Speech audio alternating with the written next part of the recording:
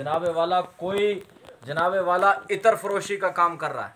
अगर बाबा फरीद गंज शक्कर का नाम सुना आपने, कितने मशहूर आलिम दीन थे, कितने बड़े वली अल्लाह थे, लेकिन करते क्या था, इतर फरोश करते थे, अत्तार थे, है नहीं। तो इतर फरोश, इस तरह से औलिया इकराम के अपने अपने काम थे, लेकिन उन्होंने कहा कि काम कोई भी हो लेकिन मकसद उनका एक था। वो क्या था कि गाफिल लोग जो है गफलत को छोड़ के अपने परवरदिगार की कुर्ब में, अल्लाह के कुर्ब में आ जाएं। सुभान अल्लाह। क्या हो जाए, मकसद उनका एक था कि वो अल्लाह के कुर्ब में आ जाएं। और बाज़ बुजुर्गान दीन ने कपड़े वगैरह उठा के दूसरे इलाकों में तजारत के लिए गए। भाई मकसद क्या था जाने का? फरमाया तजारत के बहाने से जाएंगे और लोगों को अल्लाह के करीब करेंगे, अल्लाह के करीब करेंगे। बिला वजह तो कोई बंदा कहीं जा नहीं सकता। अगर ऐसे ही घूम रहा है कोई बंदा तो उसको पूछा जाएगा तू कौन है, कहाँ से आया, क्या करता है। लेकिन अगर वो कारोबार करने के लिए सऊदी जा रहा है, वहाँ कोई पूछे, वहाँ की फौज पूछे क्या करता है, तो वो दिखाएगा भाई देखो कारोबार कर रहा हूँ। वो अगर वहाँ जाता है कुवैत में तो भाई ये वीज़ा बना के आया हूँ, काम कर रहा हूँ, उसमें उसका गामा होता है, अगर वो ना हो तो उसको निकाल देते हैं कि ये काम वाला नहीं है, कुछ और करने आया है नहीं। तो बुजुर्गान दीन किसी काम के लिए जाते, उनका मकसद एक होता था, लोगों को अल्लाह के करीब करना, लोगों को अल्लाह की याद दिलाना, अल्लाह के रसूल का इश्क लोगों के दिलों में डालना। ये औलिया इकराम का काम रहा है, मशगला रहा है। आज के इस वक्त में, आज के इस दौर में लोग रूहानियत से दूर हो गए, नमाजों से दूर हो गए, जिक्र अज़कार क्या से दूर हो गए। और बदकिस्मती से जो लोग सिलसिले के हैं, जो किस बुजुर्गों से निस्बत रखने वाले हैं, जो सिलसिले के अंदर हैं, वो भी आज इससे गाफिल है कि सिलसिले के अंदर जिक्र अज़कार कैसे होता है, लोगों को किस तरह से जो है पीर मुर्शिद का फैज़ान किस तरह हासिल होगा। तो इन बातों से लोग क्या होते हैं, गाफिल हो जाते हैं। तो हम आपको बताएं कि अभी देखो कि ऐसे ऐसे ख़ानदानों से अल्लाह ने चुने उस दौर में लोग रूहानियत को आगे बढ़ाने के लिए। हज़रत फ़ज़ैल बिन अयाज़ ये एक बहुत बड़े अपने ज़माने के डाकू थे, बहुत बड़े डाकू। और खरासान की पहाड़ियों में गुजरने वालों के, जो भी बंदा गुजरता तो उधर से काफिला लेके माल सामान साज ऊँट, जैसे हमारे काफिले भी कश्मीर तक चलते हैं, लदे हुए घोड़े खच्चर पहले रास्ते जाते थे। तो रास्ता के बीच मिसाल के तौर पर कोई चोर आ गया, डाकू आ गया, उसने क्या किया जना वाला, मास्टर साहब थोड़ा टाइम देंगे हमारे पास। तो कोई चोर आ गया, डाकू आ गया, उसने रास्ते में क्या किया कि आपके घोड़ों से सामान उतारा, काफिले को उतारा और लूट लिया, है नहीं। तो ये जो लूटने वाले लोग होते थे इस तरह के। तो फ़ज़ैल बिन अयाज़ अपने दौर में ऐसा शख्स था कि जो रास्ते में काफिलों पर डाका डलवाता था, लेकिन एक उसकी आदत थी, वो क्या थी कि वो जनाबे वाला नमाज पढ़ता था। सुभान अल्लाह, सुभान अल्लाह। क्या करता था, नमाज पढ़ता, पांचों नमाजें जो है पाबंदी से पढ़ता था। और जब उधर से कोई गुजरने वाले हो तो अपने गिरोह उन्होंने रखा हुआ था, एक गिरोह था उनका पूरा, जो लोगों को लूटने का काम करते थे। 10, 15, 20 बंदे रखे हुए थे। और सलाम फेर के नमाज पढ़ के जब वो बंदे काफिले को लूटते थे, लूट चुके होते थे, तो फ़ज़ैल बिन अयाज़ भी उनके पास पहुंच जाता था, फिर वहां माल की तकसीम होती थी। ये करते थे ये। तो इस तरह से एक बार ऐसा हुआ कि यहां तक कि हाजियों के काफिले हज के लिए जाते, उनको भी लूटा जाता था, उनको भी लूट लिया जाता था।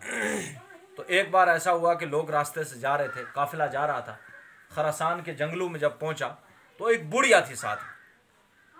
बुढ़िया भी उस जानिब अपना सफ़र तय कर रही थी काफिला वालों के साथ। उसने सोचा इसके काफिले के साथ मैं भी चलूंगी।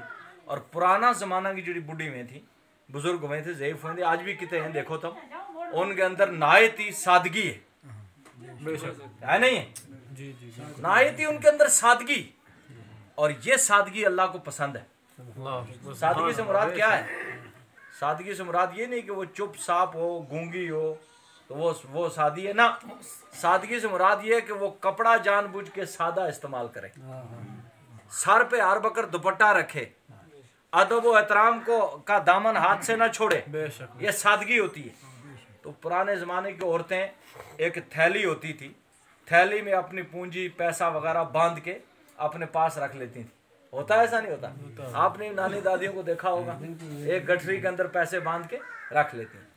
तो ये बुढ़िया उस काफिले के साथ थी, तो इनकी थैली के अंदर जो पैसा इनका था, जो कुछ था, वो बांध के पास में रखा हुआ था। जब खरासान के जंगलों में पहुंची तो सुना कि इधर मैंने सुना है कि यहाँ पे डाके पड़ते हैं, बड़े बड़े जो है लुटेरे हैं, लूट लेते हैं, तो मैं ऐसा ना करूं कि अपनी ये थैली रात की रात किसी के हवाले कर दूं। अगर डाका पड़ भी गया तो उसके पास पड़ेगा, मेरा माल तो मौजूद है। लुटा तो किसी का लुटेगा, उसके हवाले कर दूं, मेरा तो मौजूद है। देखो अक्लमंद थी। अब उसने क्या आगे बढ़ी, उसने सोचा किसी बंदे के हवाले कर दूं, या ये जो पास में गांव एक नजर आ रहा है, गांव वालों में से किसी के रात घर में हवाले कर दूं, और सुबह जब चलने लगूंगी तो अपनी थैली को ले लूंगी और वापस ले लूंगी और चलूंगी। रात को डाके से भी बची रहूंगी। डाकू आए, मैं एक बुढ़िया हूँ, कमजोर हूँ, मुझे क्या कर लेंगे, वो पैसे मेरे पास है नहीं कि लूटेंगे। खैर उसने चली, थोड़ी आगे गई तो क्या देखा, वो जो बाकी काफले वाले थे उन्होंने डेरा डाला, रात को पड़ाव किया, रुके। और बुढ़िया थोड़ी आगे बढ़ी तो उसने देखा जाते जाते दूर गांव में आग जलने की थोड़ी थोड़ी आग दिखाई दे रही है, वहाँ से रोशनी आ रही। तो ये आगे बढ़ी तो उसने देखा कि अभी वो गांव तो दूर था, लेकिन वहाँ मैदान में एक बंदा मुसल्ला डाले हुए नमाज पढ़ रहा है। सुभान अल्लाह। मुसल्ला डाले हुए नमाज अदा कर रहा है। बुढ़िया ने सोचा बड़ा नमाजी आदमी है, लिहाजा ना हो तो मैं अपना माल इसी के हवाले कर दूं, है नहीं। ये नमाजी आदमी है, नेक आदमी है, अमानत में खयानत भी नहीं करेगा, माल इसके हवाले कर दे। देखो नमाजियों को देख के भी आज लोग कितने बैठ जाते हैं, लेकिन सारे नमाजी भी एक तरह नहीं होते, ऊपर से और होते, अंदर से और होते नहीं होते। सारे हाजी भी एक तरह के नहीं होते, ऊपर उनके हाज का टाइटल होता है, मेरी बात गौर से सुनना, अंदर उनके कुछ और होता है नहीं। तो ये हमारे मजालिस ही यही अल्लाह के फजल से ये रूहानी मजलिस है। ये बुजुर्गान दीन की जो मलफूजात हैं औलिया इकराम के, उनकी हकायतें मैं आपको सुना रहा हूँ, और वो लोगों को इस तरह चेंज करते हैं। जब ये बात बंदा सुनता है तो ऑटोमेटिकल वो अंदर से खुद चेंज हो, अगर किसी के अंदर खराबी है तो वो तौबा कर लेता है, वो चेंज हो जाता है। तो क्यों कि ये बुढ़िया गई तो उन्होंने देखा कि नमाज पढ़ रहे हैं, उन्होंने कहा जी मेरी अमानत रख लो।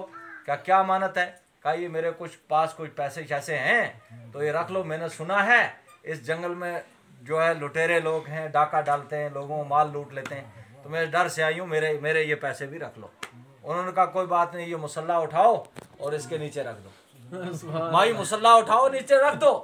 मुसल्ला उठाया और उसके नीचे आपने थैली को रखे, और बूढ़ी जो है वापस आस्ते आस्ते वापस आ गई। रात को रुकी, सुबह हुई, कुछ काफिले वाले लोगों ने कुछ ने किया, सब ने नमाज पढ़ी। नमाज पढ़ के अभी फारिग हुए थे कि देखा कि डाकुओं ने चारों तरफ से घेर लिया। फजर के टाइम घेरा जब, तो सबका माल और सामान, साजो सामान एक एक करके लूटा।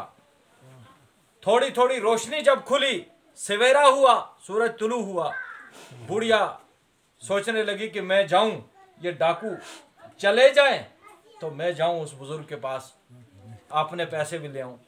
तब तक देखती है कि वो बुजुर्ग भी वहीं खड़े, वो वहीं खड़े। आगे बढ़ के देखा, पहचान गई, पहचान के कहने लगी रात को मैंने अपनी अमानत जिस बुजुर्ग के हवाले की थी वो शख्स तो यही है, बुजुर्ग भी नहीं है, अभी जवान ही है, तो ये वो आदमी है जिसके हवाले मैंने ये अमानत की थी। तो बूढ़ी ने हिम्मत करते हुए आगे बढ़ के पूछा, भाई हमने रात को कुछ अमानत आपके हवाले की थी? कहने लगे हाँ की थी। सुभान अल्लाह। हाँ अमानत की थी मेरे हवाले का। फिर वो अमानत का तकाजा तो ये होता है कि जब मांगने वाला मांगे तो उसको दे दी जाए। तो वो शख्स कहने लगा कोई बात नहीं है, जाओ जहां मेरे मुसल्ले के नीचे तुमने रखी थी, तुम्हारी अमानत वहीं है, ले आओ। यानी उन्होंने भी समझा कि डाका डालें, चोरी करें, वो अपनी जगह की बात है, लेकिन अमानत जो है उसको उसके अंदर दखल अंदाजी नहीं करनी। बूढ़ी गई और जाके मुसल्ला उठाया, उसके पैसे वैसे ही मुसल्ले के नीचे रखे थे, वहां से उठाए और ले आई। लेके जब आई वापस अपनी अमानत को, अब इतने में क्या कि अल्लाह ताला को उस डाकू का ये अमल इतना पसंद आया कि इसने अमानत में खयानत नहीं की। उसी दिन दूसरी समत से एक काफिला आ रहा है और उस काफिले के साथ कारी कुरान है।